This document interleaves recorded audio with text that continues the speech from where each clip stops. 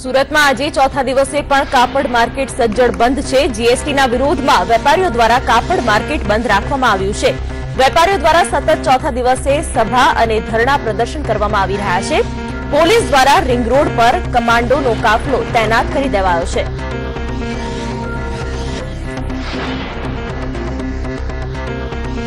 રાજકોટમાં મોડી રાતે એક બેફામ કાર ચાલકે નશાની હાલતમાં રફતારની વિકૃત મોજ ખાતર એક માસૂમ બાળકીને અડફેટે લીધી। કુલદીપ બોરીચા નામના નબીરા વિરુદ્ધ રોષે ભરાયેલા સ્થાનિકોએ પોલીસ કમિશનરના ઘરે જઈને પોલીસ ફરિયાદ થાય તેની ઉગ્ર માંગણી કરી, છતાં પોલીસે જાણે કેસ રફેદફે કરવા માંગતી હોય તેવું લાગી રહ્યું છે।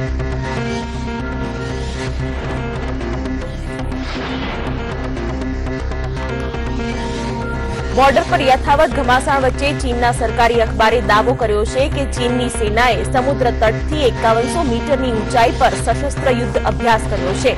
પીએલએ એરફોર્સ કમાન્ડર કોલેજના વાઇસ પ્રેસિડેન્ટ ઝુ હેપિંગે કહ્યું છે કે ભારત ડોકલામમાં રસ્તાના નિર્માણને નહીં રોકી શકે।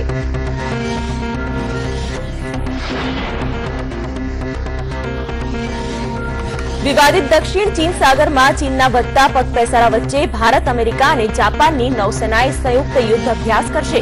માલાબાર નૌસૈન્ય અભ્યાસ 10 જુલાઈએ બંગાળની ખાડીમાં શરૂ થવા જઈ રહ્યો છે।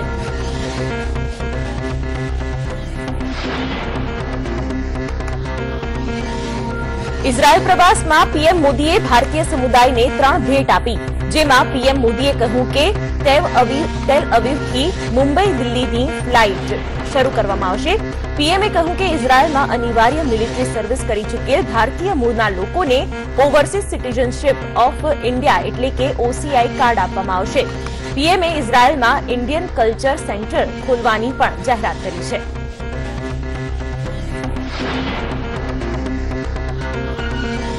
ભારતીય સેનાએ પાછલા 6 મહિનામાં આતંકવાદીઓ પર જોરદાર લગામ કસી છે। પાછલા 6 મહિનામાં ભારતીય સેનાએ આતંકવાદીઓની કમર તોડી નાખી છે। ભારતીય જાંબાઝોએ વર્ષ 2017ના વર્ષમાં 92 આતંકવાદીઓના નાપાક મનસૂબાઓને નિષ્ફળ બનાવીને તેમને મોત આપી છે।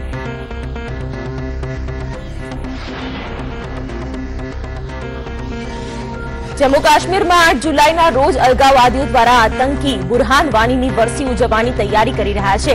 આ પહેલા જ જમ્મુ કાશ્મીરમાં સેનાએ અલગાવવાદી નેતાઓની અટકાયત કરી છે।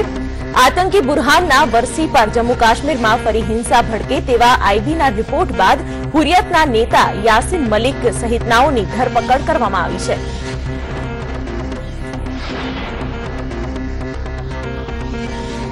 અમેરિકાએ ફરીથી એક વખત નાપાક પાકિસ્તાનને આડે હાથ લીધું હતું। અમેરિકાએ પાકિસ્તાનને કડક શબ્દોમાં આતંકવાદી સંગઠન હક્કાની નેટવર્ક પર કાર્યવાહી કરે અથવા તો અમેરિકા દ્વારા કાર્યવાહી કરાય એની માટેની તૈયારી રાખે।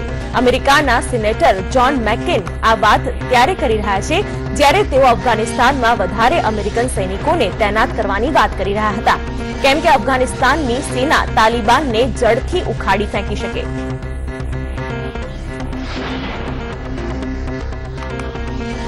ઉત્તરી કાશ્મીરના બારામુલ્લામાં તૈનાત એક કાશ્મીરી જવાન સેવાના કેમ્પથી AK-47 અને 3 મેગેઝીન લઈને ફરાર થયો છે। જણાવવામાં આવી રહ્યું છે કે જબૂર અહેમદ ઠાકુર 179 ટેરિટોરિયલ આર્મી રેજિમેન્ટના એન્જિનિયર વિંગમાં તૈનાત હતા, જે બારામુલ્લા જિલ્લાના ગાંઠમુલાથી ફરાર છે।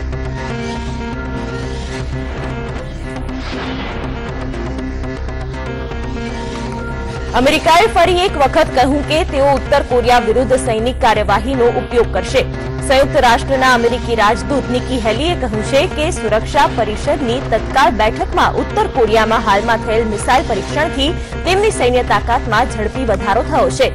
નિકી હેલીએ કહ્યું છે કે અમેરિકા ઉત્તર કોરિયા વિરુદ્ધ એક નવો પ્રસ્તાવ લાવશે। તેમણે ઉત્તર કોરિયા વિરુદ્ધ વ્યાપાર પ્રતિબંધોની પણ ધમકી આપી છે।